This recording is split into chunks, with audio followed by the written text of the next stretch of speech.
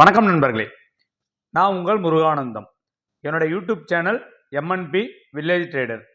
ரொம்ப நன்றி நண்பர்களே, நீங்கள் இந்த சேனலில் கொடுத்துக்கிட்டு வர ஆதரவுக்கு. நீங்கள் கொடுக்குற ஆதரவு தான் நான் அடுத்தடுத்த வீடியோ போடுறதுக்கு உண்டான ஆர்வத்தை எனக்கு கொடுத்துக்கிட்டு இருக்க நண்பர்களே.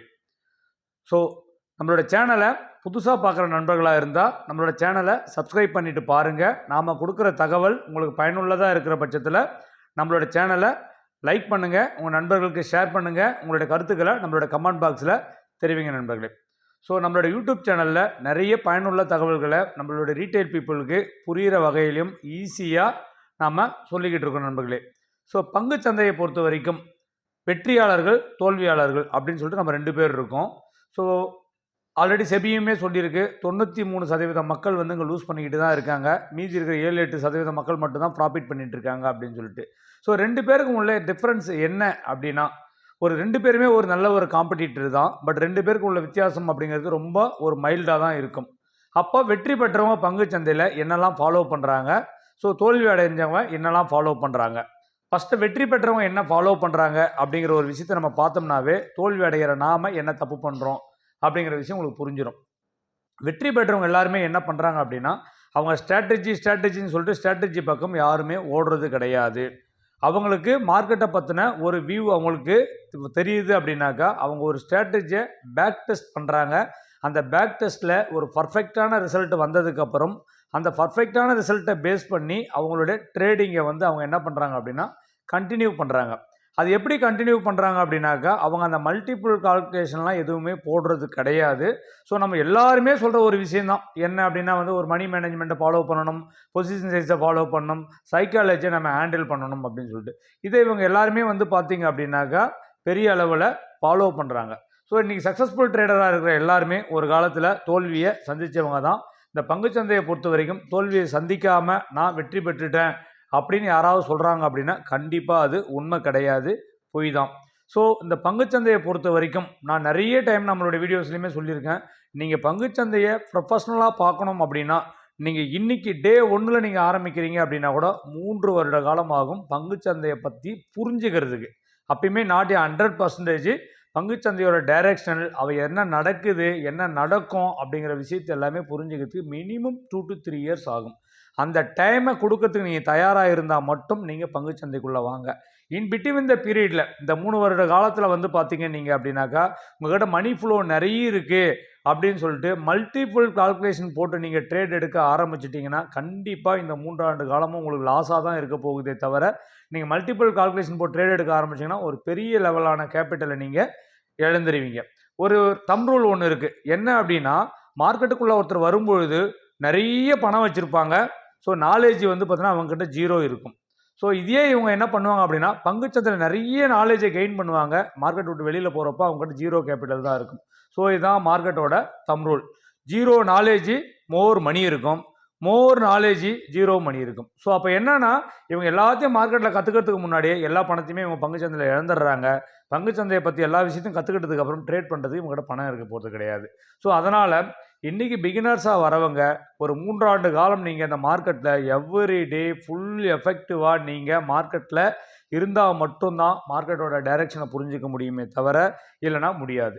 ஸோ அவங்க எல்லாருமே என்ன பண்ணுறாங்க, ஒரு சக்ஸஸ்ஃபுல்லான ட்ரேடர் எல்லாருமே என்ன பண்ணுறாங்க அப்படின்னா ஸ்ட்ராட்டஜின்றதெல்லாம் ஓடுறது கிடையாதுங்க. ஸ்ட்ராட்டஜி அப்படிங்கிறது ஒரு 25 to 30% தாங்க வெயிட்டேஜ் ஃபார் ஸ்ட்ராட்டஜி, ஒன்றும் கிடையாது. இன்றைக்கி எல்லாருக்குமே தெரியும் அந்த ஒரு 920 ஸ்டார்ட் சேடல் அப்படிங்கிறது வந்து பார்த்தீங்கன்னா இன்றைக்கி ரொம்ப ஃபெமிலியரான ஒரு ஸ்டார்ட் சேடல்.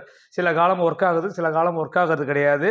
அது ரீசன் வந்து பார்த்தோன்னா பேஸ்ட் ஆன் மார்க்கெட் மூவ்மெண்ட். ஆனால் இன்றைக்குமே அதே 920 ஸ்டாடலில் நிறைய ப்ராஃபிட் பண்ணுற நண்பர்கள் இருந்துக்கிட்டு தான் இருக்காங்க.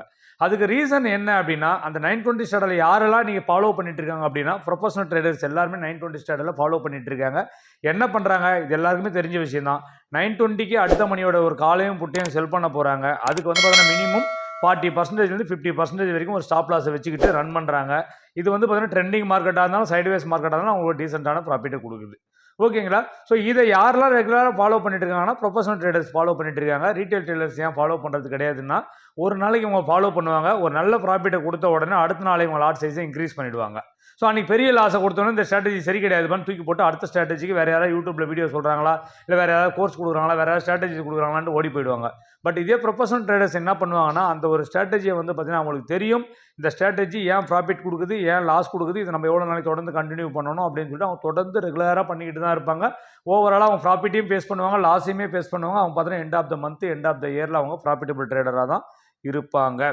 ஸோ அதே போல் அவங்க வந்து பார்த்தோன்னா இந்த லாட் சைஸை இன்க்ரீஸ் பண்ணுறதும் பார்த்தீங்க அப்படின்னா எப்படி பண்ணுவாங்க அப்படின்னு கேட்டினாக்கா, குறைஞ்சபட்சம் அவங்களோட கேபிட்டல் 100% இப்போ ஒரு 1 லட்ச ரூபா கேபிட்டல் போடுறாங்க அப்படின்னா 1 லட்சத்துக்கு 1 லட்சம் ப்ராஃபிட் வந்ததுக்கு அப்புறமேட்டு மட்டும்தான் அவங்களுடைய லாட் சைஸை அவங்க இன்க்ரீஸ் பண்ணுவாங்க. ஸோ எவரி மந்த்தோ இல்லை எவரி டேவோ எவரி வீக்கோ அவங்க யாருமே வந்து அவங்களுடைய லாட் சைஸை இன்க்ரீஸ் பண்ணுறது கிடையாது. அதுவுமே வந்து பார்த்திங்க அப்படின்னா ஸ்டெப்பாக தான் இன்க்ரீஸ் பண்ணிட்டு போவாங்களே தவிர எடுத்த உடனே அப்படியே டபுள் ட்ரிபிளாலாம் மாற்றுறது கிடையாது.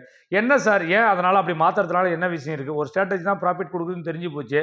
ஸோ நம்ம ஏன் வந்து லாட் சைஸை இமீடியட்டாக மாற்றக்கூடாது அப்படின்னீங்கன்னா, மார்க்கெட் அப்படிங்கிறது அப்ஸ் அண்ட் டவுன்ஸ் இருந்துக்கிட்டே தான் இருக்குமே தவிர ஒரே டைரெக்ஷனிலே போகாது. அப்போ நீங்கள் வந்து அப்சன்ஸ் வந்து ப்ராஃபிட் வரும்பொழுது உங்களுடைய பார்வை வந்து பார்த்தீங்கன்னா ரொம்ப நீங்கள் சந்தோஷமாக இருப்பீங்க, ஹாப்பியாக இருப்பீங்க. மார்க்கெட் அவ்வளோதான் இன்றைக்கி நமக்கு பெரிய ப்ராஃபிட்டை கொடுத்துருச்சு, சரியான ஒரு ஸ்ட்ராட்டஜி நம்ம கண்டுபிடிச்சோம். இந்த ரோடு என்ன வேலை, தெரு என்ன வேலை, இந்த வீடு என்ன வேலைன்னு கேட்குற மாதிரி தான் நம்மளுடைய பார்வை எல்லாமே இருக்கும். ரோட்டில் இருக்கிற நம்ம யாரை பார்த்தாலுமே ரொம்ப சீப்பாகவே நினைப்போம். ஏன்னா நீங்கள் நம்ம வந்து லட்சக்கணக்கில் ஏர்ன் பண்ணியிருக்கோம் அப்படின்னு சொல்லிட்டு. அதுவே வந்து பார்த்தீங்கன்னா மார்க்கெட் வந்து டவுன் ட்ரெண்டில் இருக்கிற பொழுது நம்மளுடைய ஸ்ட்ராட்டஜி நமக்கு லாஸை கொடுக்கும் பொழுதும் வந்து பார்த்தீங்கன்னா அதே லட்சக்கணக்கில் தான் நம்ம லாஸை காட்டும். அப்போது நம்மளோட கேபிட்டலில் ஒரு பெரிய லட்சக்கணக்கில் காட்டும் பொழுது நம்மளோட மைண்ட் எப்படி இருக்குன்னு கேட்டால், சார் நீ ஒரே நாள் 40,000 லாஸ் பண்ணுறோமா, 50,000 லாஸ் பண்ணுறோமா, 1 லட்சம் லாஸ் பண்ணுறோமா, நம்ம ஒரு மாதம் ஃபுல்லாக வேலைக்கு பண்ணால் கூட நமக்கு 30,000 தானே சம்பளம், 50,000 தானே சம்பளம், இவ்வளோ பெரிய பணத்தை நம்ம லாஸ் பண்ணிட்டோமே, மார்க்கெட்டில் இன்றைக்கி நான் 40,000 லாஸ் பண்ணிட்டு 3,000 சம்பளத்துக்கு வேலைக்கு வந்துக்கிறேனே, இந்த மாதிரியான ஃபீலிங்ஸ் எல்லாமே உங்களை என்ன பண்ணும் அப்படின்னா உங்களுடைய நாலேஜே சுத்தமாக மழுங்க செஞ்சிடும், மார்க்கெட்டில் எமோஷனை கிரியேட் பண்ணிடும். ஸோ அதனால் நீங்கள் எப்பயுமே வந்து லாட் சைஸை இன்க்ரீஸ் பண்ணும்போது என்ன பண்ணணும்னா ஸ்டெப்பாக இன்க்ரீஸ் பண்ணிட்டு போகணும்.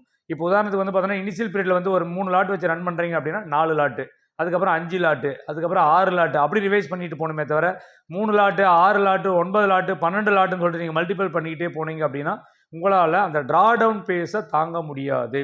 ட்ரா டவுன் அப்படிங்கிறது என்னென்னா ஒரு நாளைக்கு எவ்வளோ லாஸ் வருது, அது தொடர்ந்து எத்தனை நாளைக்கு லாஸ் கொடுக்குது, எத்தனை நாளைக்கு அப்புறம் ப்ராஃபிட் வருது. தொடர்ந்து ஒரு லாஸ் அப்படிங்கிறது வந்து பார்த்தீங்கன்னா ஒரு ஸ்ட்ராட்டஜி ஒரு நாளைக்கு 10,000 ரூபாய் லாஸ் கொடுக்குது அப்படின்னா தொடர்ந்து அது 5 நாளைக்கு கூட கொடுக்கும்.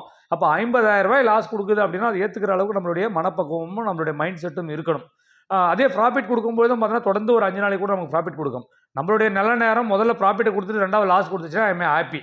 ஆனால் நம்மளுடைய போதாத நேரம் வந்து பார்த்தீங்க அப்படின்னா முதல்ல அது தொடர்ந்து லாஸை கொடுத்துட்டு அதுக்கப்புறம் ப்ராஃபிட் ஜோன் கொடுக்கறதுக்கு முன்னாடியே நீங்கள் என்ன பண்ணுவீங்கன்னா அந்த ஸ்ட்ராட்டஜி ஒர்க் ஆகாது அப்படின்னு சொல்லிட்டு ஸ்ட்ராட்டஜி விட்டு வெளியில் போயிடுவீங்க.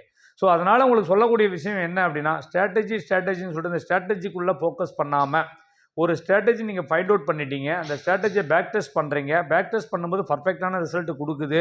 ஸோ அந்த பேக் டெஸ்ட்லேயே பாருங்கள் நமக்கு லாஸ் வந்தால் எவ்வளோ லாஸ் வரும், ப்ராஃபிட் வந்தால் எவ்வளோ ப்ராஃபிட் வரும் அப்படிங்கிறத பார்த்துட்டு அந்த ப்ராஃபிட்டோ லாஸோ உங்களை ஏற்றுக்கக்கூடிய மனப்பக்குவத்தில் இருக்கிற பட்சத்தில் அதுக்கேற்ற லாட் சைஸ் தான் இன்க்ரீஸ் பண்ணணுமே தவிர மார்க்கெட்டில் ப்ராஃபிட்டும் லாஸும் மாறி மாறி தான் வந்துக்கிட்டு இருக்கும். மார்க்கெட் மேலே போகிறதும் கீழே போகிறதும் மாறி மாறி தான் நடந்துக்கிட்டு இருக்கும்.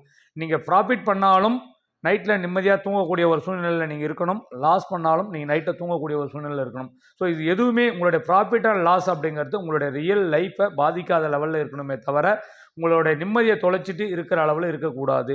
ஏன் அப்படின்னா பெரிய ப்ராஃபிட் வந்தாலும் நீங்கள் ரொம்ப எக்ஸைட்மெண்ட் ஆகிடுவீங்க, அடுத்த நாள் இதை போடலாமா அதை போடலாமா இவ்வளோ பெரிய லாட் சைட் போடலாமான்னு தோணும். லாஸ் வரும்போதும் நீங்கள் என்ன பண்ணுவீங்கன்னா ஸ்ட்ரெஸ்ஃபுல்லாக ஆகிடுவீங்க, நாளைக்கு இந்த ஸ்ட்ராட்டஜியை ஸ்டாப் பண்ணிடலாமா, இந்த ஸ்ட்ராட்டஜி லாட்டை குறைச்சிடலாமா, நம்ம இதை மாற்றிடலாமா அப்படிங்கிற நிலைமைக்கு மாறுவீங்க. அதனால் ஒரு ஸ்ட்ராட்டஜியை நீங்கள் ஃபிக்ஸ் பண்ணும்போதே ஒரு கன்சிஸ்டன்சியான லாட் சைஸில் ரெகுலராக ரன் பண்ணுங்கள். குறைஞ்சபட்சம் 3 மாதமாவது சேம் லாட் சைஸில் சேம் ஸ்ட்ராட்டஜியை ரன் பண்ணிவிட்டு உங்களுக்கு லாஸ் கொடுக்குது அப்படிங்கிற பட்சத்தில் நீங்கள் அந்த ஸ்ட்ராட்டஜி விட்டு வெளியில் போகிறத பற்றி யோசிங்க. ஒரு நாள்லையோ 2 நாள்லையோ 1 மாதத்துலையோ நீங்கள் ஸ்ட்ராட்டஜி விட்டு வெளியில் போனீங்க அப்படின்னா உங்களுக்கு அது சரியான ஒரு ரிசல்ட்டை கொடுக்காது. அதே போல் இந்த ஆப்ஷன் பை பண்ணுற நண்பர்கள் எல்லாருமே நான் திரும்பவும் சொல்லிக்கிட்டு இருக்கேன். ஸோ மினிமம் லாட் சைஸை பண்ணுங்கள், அந்த லாட் சைஸுக்கு ஏற்ற ஸ்டாப் லாஸை வைங்க. ப்ராஃபிட் ரன் ஆகும்போது ப்ராஃபிட்டை தயவு செஞ்சு வளர விடுங்க. யாராவது ஒருத்தர் ஒரு ப்ராஃபிட்டில் ரன் ஆகிட்டு இருக்கிற ஒரு ட்ரேடை விட்டுட்டு ஒரு அரை மணி நேரம் 3/4 மணி நேரம் உட்காந்து பார்த்துட்டு இருக்கீங்களா அப்படின்னு பாருங்கள். அதுவே லாஸ் வர ட்ரேடில் அரை மணி நேரம் 1 மணி நேரம் கிடையாது, மார்க்கெட் முடிகிற வரைக்குமே லாஸ் சைடை உட்காந்து வேடிக்கை பார்த்துக்கிட்டு இருப்பீங்க. அதுவே ப்ராஃபிட்டபிள் ட்ரேடை ஒரு 5 மினிட்ஸ் கேண்டலுக்காக கூட நீங்கள் வெயிட் பண்ண மாட்டீங்க, இமீடியட்டாக அந்த ப்ராஃபிட்டை புக் பண்ணிவிடுவீங்க. லாஸை புக் பண்ண மாட்டீங்க, ப்ராஃபிட் போகும்பொழுது அது ஈஸியாக சீக்கிரமாக ப்ராஃபிட்டை புக் பண்ணிடுவீங்க. புக் பண்ணதுக்கப்புறமா ஒரு டைமை கொடுக்க மாட்டீங்க. இமீடியட்டாக அடுத்த ஸ்ட்ரைக் ப்ரைஸில் அடுத்த கேண்டில் ஒரு ட்ரேட் எடுப்பீங்க. ஃபஸ்ட்டு ட்ரேடில் பிடிச்ச ப்ராஃபிட்டை அடுத்த ட்ரேடில் விட்டுருவீங்க. லாஸ் பண்ணதுக்கப்புறமேட்டுக்கு எண்ட் ஆஃப் தி டே என்ன பண்ணுவீங்கன்னா, திரும்ப ட்ரேட் எடுத்து நீங்கள் என்ன பண்ணுறதுக்கு வந்தீங்கன்றதே மறந்து போய் எண்ட் ஆஃப் தி டே நீங்கள் லாஸில் உட்காந்துருப்பீங்க. அதனால் மல்டிபிள் ஆஃப் ட்ரேடை ஸ்டாப் பண்ணுங்கள். ஆப்ஷன் பை பண்ணுறவங்க மினிமம் லாட்டை பை பண்ணுங்கள். சரியான உங்களான ஸ்ட்ராட்டஜி வந்தால் மட்டுமே நீங்கள் பை எடுங்க. ஸ்ட்ராட்டஜி வரலைன்னா ட்ரேடே பண்ணாதீங்க. ஆப்ஷன் செல்லிங் பண்ணுறவங்க பொறுத்த வரைக்கும் பார்த்தீங்கன்னா, சரியான ஆப்ஷன் செல்லிங் ஸ்ட்ராட்டஜியை ஃபாலோ பண்ணுங்கள். ரெகுலராக பண்ணுங்கள். மினிமம் லாட்டில் ரன் பண்ணுங்கள். வர ப்ராஃபிட்டை லாஸை ஏற்றுக்கக்கூடிய மனப்பக்குவத்தில் வளர்த்துக்கோங்க நண்பர்களே. இந்த ஸ்ட்ராட்டஜின்னு ஓடுறதுனால ஒரு யூஸுமே கிடையாது. இங்கே வந்து பார்த்தீங்கன்னா மார்க்கெட்டில் ஸ்ட்ராட்டஜி அப்படிங்கிறது 30%, 70% டிசிப்ளின்றது வந்து பார்த்தீங்கன்னாக்கா உங்களுடைய மணி மேனேஜ்மெண்ட்டு, உங்களுடைய பொசிஷன் சைஸு, உங்களுடைய சைக்காலஜி ஹேண்டிலிங், இது எல்லாமே சேர்ந்தது தான் டிசிப்ளின். ஸோ நீங்கள் பர்ஃபெக்டாக டிசிப்ளினாக இருந்தீங்க அப்படின்னா இந்த மார்க்கெட் கண்டிப்பாக உங்களை வெற்றியாளராக மாற்றும். இன்றைக்கி வெற்றியாளராக இருக்கிற ஒவ்வொருத்தருமே ஒரு காலத்தில் தோல்வியை சந்தித்தவங்க தான். இன்றைக்கி வெற்றியாளராக இருக்கிறவங்களும் எல்லா நாளுமே வெற்றி பெறதே கிடையாது. பங்குச்சந்தையில் அவங்களுமே தோல்வியை சந்திச்சுக்கிட்டு தான் இருக்காங்க. ஸோ அவங்க எண்ட் ஆஃப் த டேஸில், எண்ட் ஆஃப் த மந்தில், எண்ட் ஆஃப் த இயரில் அவங்க ப்ராஃபிட்டபிள் ட்ரேடராக இருப்பாங்க நண்பர்களே. ஸோ நீங்களும் இதை ஃபாலோ பண்ணுங்கள். உங்களுக்கு நம்மளுடைய ஆப்ஷன் செல்லிங் ஸ்ட்ராட்டஜி கோர்சஸ் வேணும் அப்படின்னு நினைக்கிற நண்பர்களுக்கு நம்ம ரொம்ப சீப் அண்ட் பெஸ்ட்டாக தான் கொடுத்துட்ருக்கோம். 9 ரெக்கார்டர் வீடியோ அடங்கின கோர்ஸை நம்ம கொடுத்துக்கிட்டு இருக்கோம். ஸோ மார்க்கெட் பற்றின, ஆப்ஷன் செல்லிங்கை பற்றின எல்லா வியூஸுமே நாம் அந்த ஸ்ட்ராட்டஜிஸில் கொடுத்துட்ருக்கோம். ஸோ வேணும்னு நினைக்கிற நண்பர்கள் இந்த ஸ்க்ரீனில் தெரிகிற நம்பருக்கு 4999 ஜிபே பண்ணிவிட்டு பேமெண்ட்டுக்கான ஸ்க்ரீன்ஷாட்டை உங்களோட ஜிமெயில் ஐடி என்னோட வாட்ஸ்அப் நம்பருக்கு ஷேர் பண்ணுறது மூலயமா அன்றைக்கி எண்ட் ஆஃப் த டேக்குள்ளார உங்களுக்கு அந்த கோர்சஸ்க்கான லிங்க்ஸ் எல்லாமே உங்களோட ஜிமெயில் ஐடிக்கு வரும். ஸோ நீங்கள் கொடுக்குற ஜிமெயில் ஐடி வந்து பார்த்தீங்க அப்படின்னா, நீங்கள் யூடியூப்பில் என்ன ஜிமெயில் ஐடி யூஸ் பண்ணிட்டு இருக்கீங்களோ அந்த ஜிமெயில் ஐடி கொடுங்க. ஏன் அப்படின்னா அந்த ஜிமெயில் ஐடி இருந்தால் மட்டும்தான் அந்த வீடியோ வந்து உங்களுக்கு ஓப்பன் ஆகும் நண்பர்களே. ஸோ அதே போல் நம்மளோட டெலகிராம் குரூப்பில் ஜாயின் பண்ணாத நண்பர்கள் இந்த ஸ்க்ரீனில் தெரியுற டெலகிராம் குரூப்லையும் ஜாயின் பண்ணிக்கோங்க. அங்கேயுமே நிறைய தகவல்களை நம்ம கொடுத்துக்கிட்டு இருக்கோம் நண்பர்களே. ஸோ ஒரு ஸ்ட்ராட்டஜியை வாங்கி படிக்கிறீங்க அப்படின்னா அதை வந்து ஃபுல்லாக ஃபாலோ பண்ணுங்கள். யாராவது ஒருத்தரை மென்டாராக செலக்ட் பண்ணிக்கோங்க. அவங்க சொல்கிற விஷயங்களை கண்டினியூஸாக ஃபாலோ பண்ணுங்கள். அப்போ தான் உங்களால் பங்கு சந்தையில் சக்ஸஸ் பண்ண முடியும் நண்பர்களே. ஸோ இந்த தகவல் உங்களுக்கு ரொம்ப பயனுள்ளதாக இருக்கும்னு நினைக்கிறேன். அப்படி பயனுள்ளதாக இருக்கிற பட்சத்தில் நம்மளோட சேனலை சப்ஸ்கிரைப் பண்ணுங்கள், லைக் பண்ணுங்கள், உங்கள் நண்பர்களுக்கு ஷேர் பண்ணுங்கள் நண்பர்களே. ரொம்ப நன்றி நண்பர்களே. வாழ்க தமிழ், வளர்க என் தமிழ் மக்கள்.